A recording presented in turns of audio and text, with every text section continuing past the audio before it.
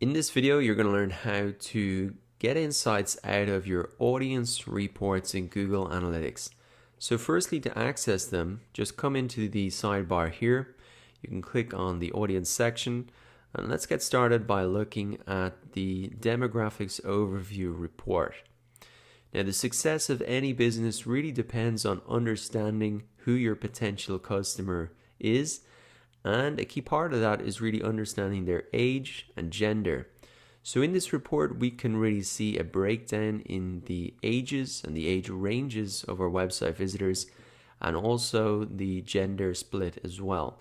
So in this case, we can see that a significant amount of the website visitors, 36%, and the biggest kind of age bracket is really between the ages of 25 and 34. And also we can see that there is a heavy split towards males and even of that age. So what can we do with this information? Well, we can really focus in on that particular age group and that particular gender if we wanted to grow our business, because obviously they are the most active. And so if we can appeal to them more in our products, in our content, in our advertisements, then we can really grow the business quite quickly. And it's great to come in here if you're thinking of advertising on Facebook or any other platform to really put in this age range and gender, because all of those ad platforms will require you to do that if you want to get the best results. So coming into Google Analytics and seeing this here is really invaluable information. Now, just to note that in order for you to get this age and gender information in your website or in your analytics reports, you want to just enable this in your admin section. So if we come into the admin section and we come into property settings, you just need to come in and make sure that this is enabled, your demographic and interest reports. Now, coming back into our audience reports, let's come down now into the interest overview report. Now, this can be pretty high level stuff sometimes, but it can just be interesting to get a look into the interests of your audience. What are some of the things that they like? And this can give you some ideas about maybe some related products that you could create, or maybe businesses in related but non-competing industries that you could start to partner up with in order to appeal to that same audience. So you can see some of it is pretty high level, but even just to get a sense of who are the audience and what are their top interests, that can really help spark some ideas. Now let's move on down to the geographic reports. And these are often some of the most interesting reports that you can start to dig into. So we can see that English is the most popular language, 61%.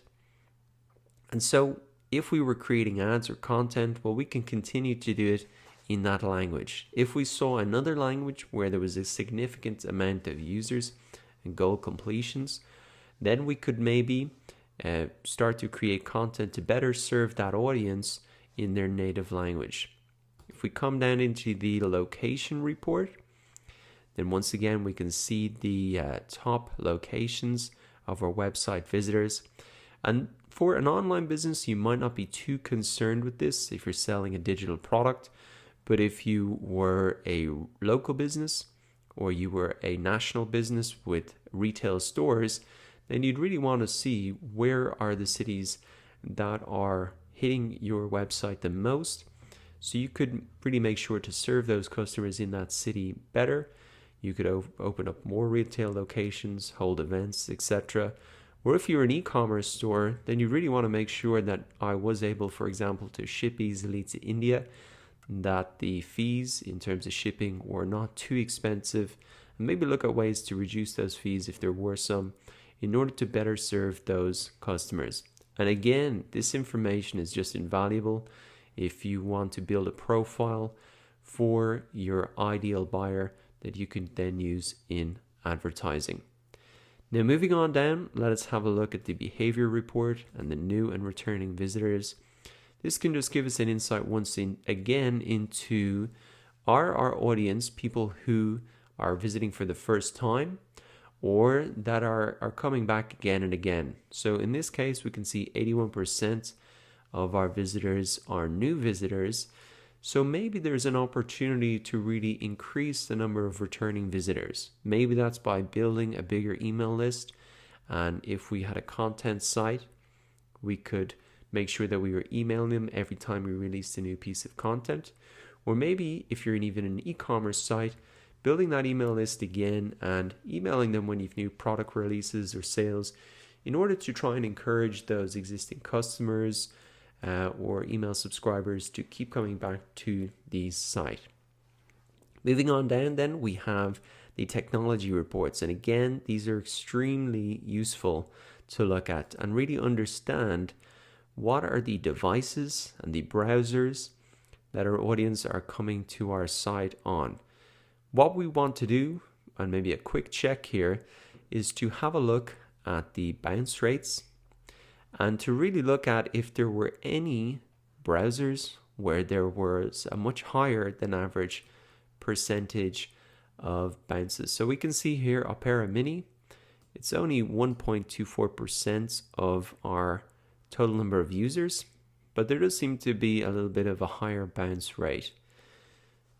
Up here in Safari, there does seem to be, this is 17.74% of our users over the last 7 days, and there does seem to be a much higher bounce rate here. So maybe that's something we could investigate, test our website on that browser to make sure that everything was working okay.